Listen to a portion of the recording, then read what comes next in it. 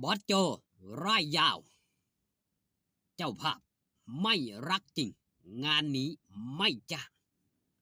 เรื่องราวเป็นมาเป็นไปจะไหนนั่นก่อนอื่นขอกล่าวคำว่าสวัสดีครับผม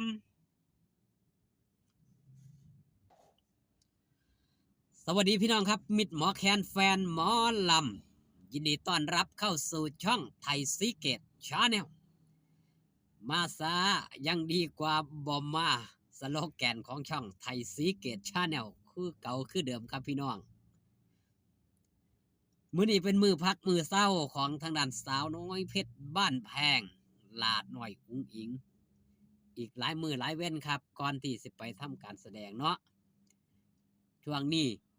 มืออื่นกับเป็นมือบวงสรวงหนังภาพยนตร์เรื่องหอบฝันพี่น้องมิตรหมอแคนแฟนหมอลำติดตามตอนต่อไป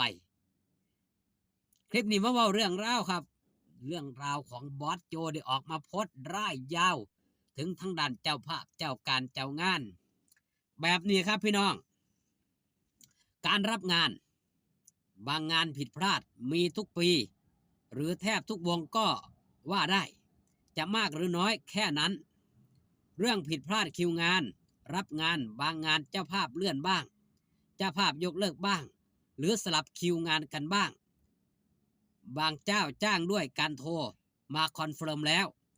มาถึงวันไม่มาทำสัญญาไม่โอนบ้างก็มีจนได้เสียโอกาสจากเจ้าภาพอื่นบางเจ้าภาพผมลืมลงคิวก็มีด้วยโทรมาตอนผมหลับตื่นหลังมาผมแทบจะไม่รับงานด้วยตัวผมเองโดยให้ประสานงานไปยังศูนย์ใหญ่บางเจ้าจ้างบ่ได้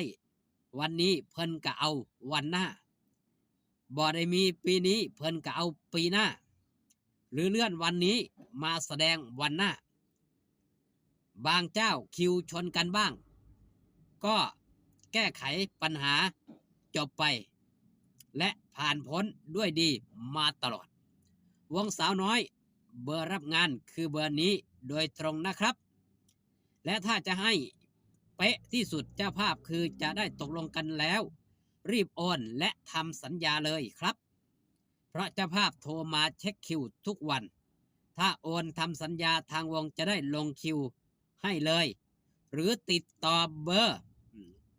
0619393915คือศูนย์ใหญ่โดยตรงและงานที่ชัดเจนและคอนเฟิร์มคืองานที่ทำสัญญาโอนมัดจำเรียบร้อยเราทำงานทุกวันบางครั้งอาจมีข้อผิดพลาดส่วนไหนผิดพลาดเราน้อมรับมาปรับปรุงแก้ไขเราจะทำให้ผิดพลาดน้อยที่สุดแต่ส่วนไหนที่ดีอยู่เราก็พร้อมที่จะพัฒนาให้ดีกว่าเดิมและที่ผ่านมาก็ผ่านมาด้วยการแก้ไขสถานการณ์ไปอย่างลุล่วงถ้ารักกันจริงเจ้าภาพที่จะจ้างเราจริงบ่ได้วันนี้เพิ่นกระเลื่อนมือใส่กันจ้างวันหน้าบ่ได้ปีนี้เพิ่นกระจ้างปีหน้า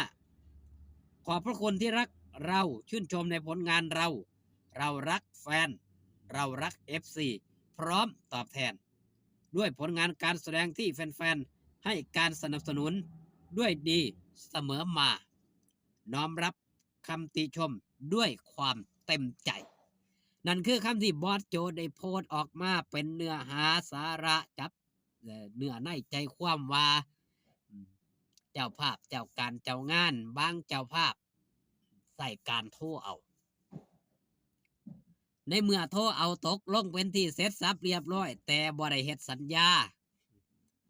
เป็นลายลักษณ์อักษรมันก็เกิดข้อผิดพลาดกันได้การประสานงานต่างๆบางเทื่อก็ลืมแม่นบ่ครับมันบ่ได้เฮ็ดสัญญาเฮาก็ลืมหลายหลายคนรับงานหนักๆใส่สมองหลายๆก็สิลืมครับบอสโจปัจจุบันเพิ่นก็เลยบ่ค่อยได้รับงานเองแต่ก่อนเพิ่นแลนงานเองรับงานเองเส้นสัญญาเองแต่ณปัจจุบันก็สิมีเลขา หรือว่าจ้างมาทั้งสาขาสองทางจังหวัดศรีสะเกษเป็นเป็นตัวแทนหับให้นี่ถือว่า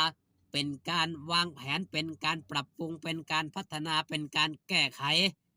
สิ่งที่มันเคยผิดพลาดหลายวงผิดพลาดเช่นเดียวกันครับเสื้อได้เลยว่าบ่มีวงใดบ่มีข้อผิดพลาดแต่จะผิดพลาดมากหรือน้อยแค่นั้นล่ะอย่างสาวหน่อยเพชรบานแพงเองนี่มีคิวการมีคิวงานมีเจ้าภาพเจ้าการเจ้างานนี่โทรมาหาแทบทุกมือโทรมาหาถามเรื่องคิวงานตามที่เพิ่นได้โพสต์ครับบ่ได้ปีนี้เพิ่นก็เอาปีหน้าบ่ได้มือนี้